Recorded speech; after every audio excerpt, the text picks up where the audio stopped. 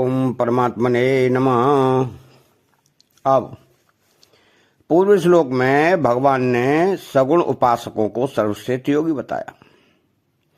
इस पर यह प्रश्न हो सकता है कि क्या निर्गुण उपासक सर्वश्रेष्ठ योगी नहीं है?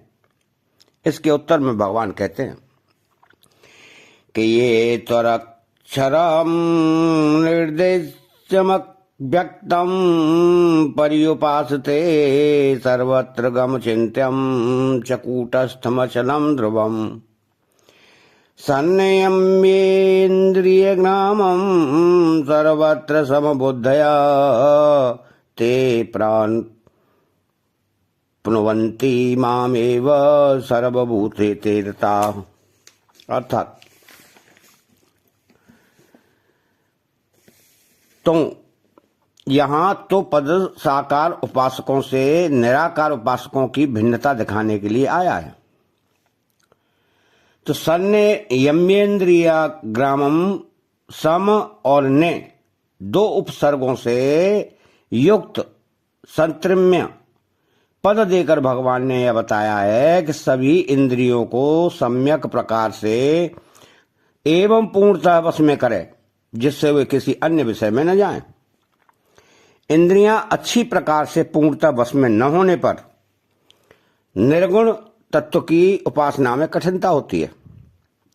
सगुण उपासना में तो ध्यान का विषय सगुण भगवान होने से इंद्रियां भगवान में लग सकती हैं। क्यों? कि भगवान के सगुण स्वरूप में इंद्रियों को अपने विषय प्राप्त हो जाते हैं। अतः सगुण उपासना में इंद्रिय संयम की आवश्यकता होते हुए भी इसकी इतनी अधिक आवश्यकता नहीं है जितनी निर्गुण उपासना में है। तो निर्गुण उपासना में चिंतन का कोई आधार न रहने से इंद्रियों का सम्यक संयम हुए बिना आसक्ति रहने पर विषयों में मन जा सकता है, और विषयों का चिंतन होने से पतन होने की अधिक संभावना बनी रहती है।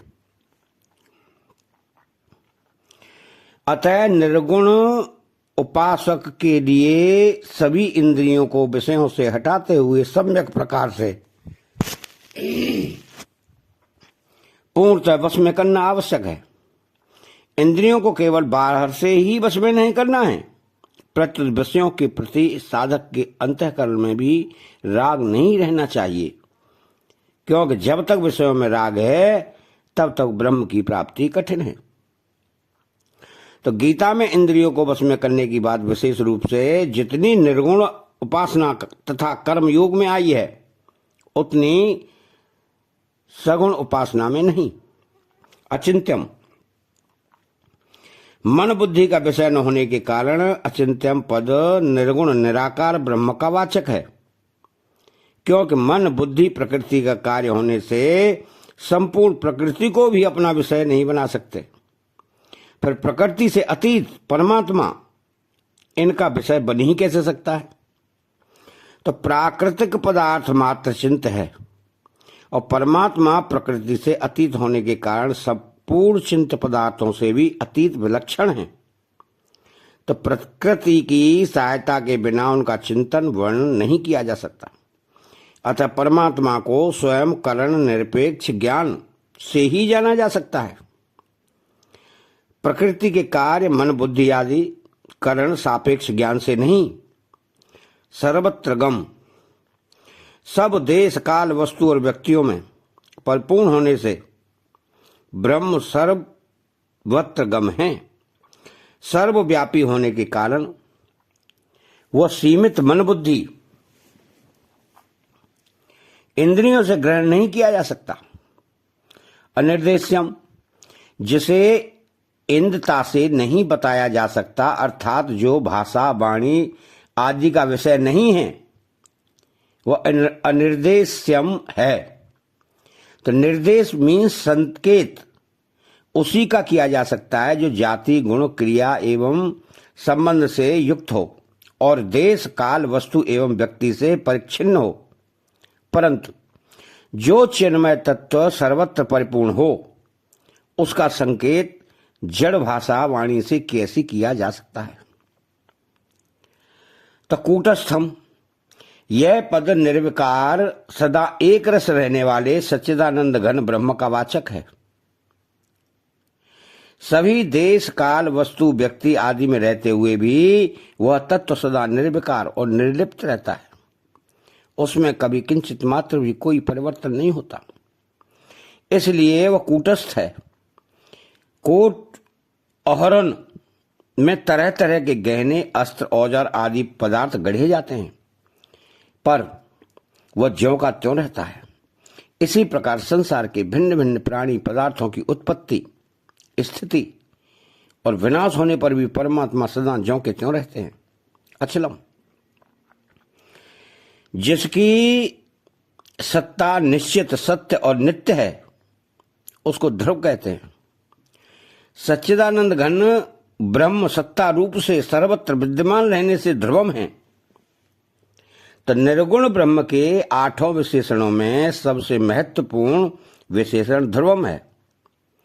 ब्रह्म के लिए अनिर्देश्य, अचिंत्य आदि निषेधात्मक विशेषण देने से कोई ऐसा न समझ ले कि वह है ही नहीं, इसलिए यहां ध्रुवम विशेषण दिया गया है। तत्व की निश्चित सत्ता बताई गई है। उस तत्व का कभी कहीं किंचित मात्र भी अभाव नहीं होता। उसकी सत्ता से ही असत संसार को सत्ता मिल रही है। तो जासु सत्यता ते जड़ माया और भास सत्य एवं मोह समाया। अक्षरम, जिसका कभी क्षरण अर्थात विनाश नहीं होता तथा जिसमें कभी कोई कमी नहीं आती, वह सच्चिदानंद घन ब्रह्म अक्षरम है।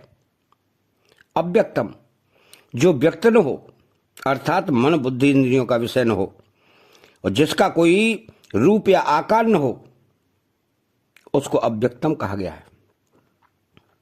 पर्युपासते, यह पद यहां निर्गुण उपासकों की सम्यक उपासना का बोधक है और कर्मों में वासना तथा अहम भाव का प्रभाव तथा भाव रूप सच्चिदानंद घन परमात्मा में अभिन्न भाव से नित्य निरंतर दृढ़ स्थित रहना ही उपासना करना है। तो इन श्लोकों में 8 विशेषणों से जिस विशेष वस्तु तत्व का लक्ष्य कराया गया है और उससे जो विशेष वस्तु समझ में आती है, वह बुद्धि विशिष्ट ब्रह्म का ही स्वरूप है, जो पूर्ण नहीं है। क्यों कि लक्षण और विशेषणों से रहित निर्गुण निर्विशेष ब्रह्म का स्वरूप जो बुद्धि से अतीत है,